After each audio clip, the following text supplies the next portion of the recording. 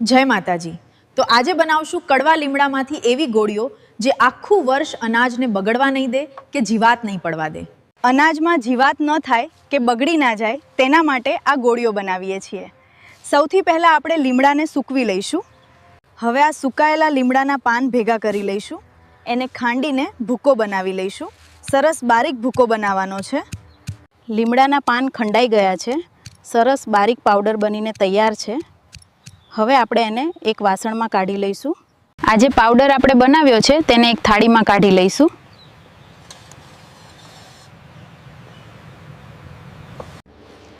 આપણે લીમડાના પાનમાંથી પાવડર બનાવી લીધો।